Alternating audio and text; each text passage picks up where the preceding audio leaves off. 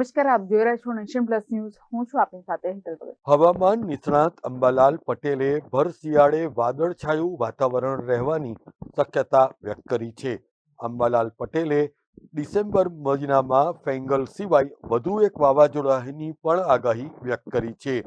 ગુજરાતમાં ઠંડીનું જોર વધ્યું છે અને 8 થી 10 કિલોમીટરની ગતિએ પવન ફૂંકાતા લોકોને હાડ થીજવતી ઠંડીનો અનુભવ થઈ રહ્યો છે.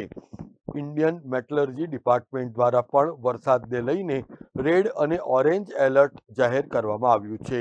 તારીખ 14મી ડિસેમ્બરે દક્ષિણ આંદામાન સમુદ્રની આસપાસ સાયક્લોનિક સર્ક્યુલેશન રચાય તેવી શક્યતા છે અને 15મી ડિસેમ્બરે એ નીચા દબાણનું ક્ષેત્ર બનાવે એને પરિણામે આગામી 48 કલાકમાં તામિલનાડુના દરિયાકાંઠા તરફ તે આગળ વધશે, જેને પરિણામે દક્ષિણના રાજ્યમાં ભારે પવન અને ભારે વરસાદ પડવાની આગાહી છે.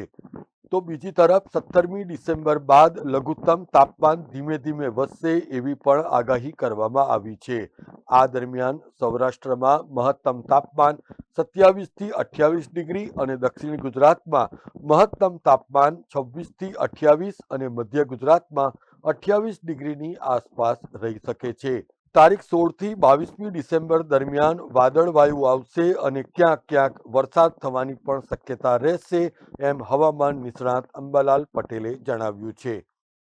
અંબાલાલ પટેલના જણાવ્યા અનુસાર તારીખ 14 થી 18 ડિસેમ્બરે લો પ્રેશર બનવાને કારણે 23મી ડિસેમ્બરથી ગાત્રો થીજવતી ઠંડી પડી શકે છે.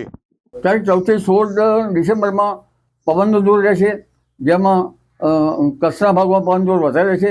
ત્યાં લગભગ 25 કિલોમીટર પર અવરની રહી શકે, જ્યારે ઉત્તર મધ્ય ગુજરાતમાં પણ પવનનો જોર રહી શકે.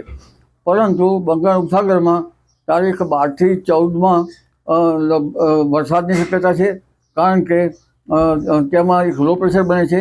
એની તારીખ 16 થી 18માં પણ પશ્ચિમ બંગાળમાં અસર રહેશે, પણ અરબી સમુદ્રમાં તારીખ 14 આસપાસ લો પ્રેશર બનવાની શક્યતા રહેશે અને અરબ સાગરનું લો પ્રેશરનું વહન સોમાલિયા કે યમન તરફ જવાની શક્યતા રહેશે.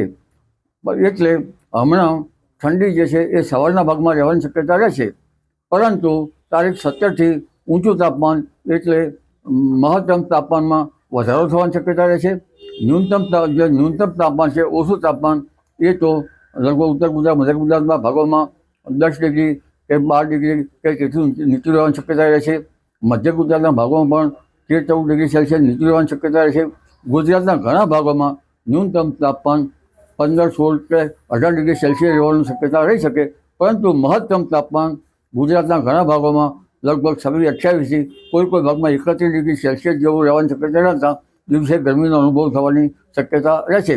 પરંતુ વધુ પડતું જોવા જઈએ તો તારીખ 16 થી 22માં ગુજરાતમાં વાદળવાયુ આવવાની શક્યતા રહેશે, જેમાં દક્ષિણ ગુજરાતના ભાગોમાં વાદળવાયુથી વધારે પ્રભાવિત થવાની શક્યતા રહેશે. પરંતુ તારીખ 26મી ડિસેમ્બર સુધી કોઈ મજબૂત પશ્ચિમી વિક્ષેપની હમણાં શક્યતા નથી અને લગભગ એ જ અરસામાં બંગાળ ઉપસાગરમાં એક બીજું લો પ્રેશર બનશે અને જેના કારણે ગુજરાતના હવામાનમાં ભારે ફેરફાર થવાની શક્યતા રહેશે, જેમાં દક્ષિણ ગુજરાતના ભાગોમાં વાદળવાયુ સાથે ક્યાંક છાંટા પડવાની પણ શક્યતા રહેશે. મધ્ય ગુજરાતનું હવામાન પણ પલટાશે. એટલે આ હવામાન જે છે એ પલટાશે, પણ ઉલ્લેખનીય છે કે જાન્યુઆરીમાં ભારે પવનના તોફાનો, નૈસર્ગિક ઉત્પાતો તેમજ કરા પડવા અને કમોસમી વરસાદ થવો આવી બાબતો બનવાની શક્યતા છે.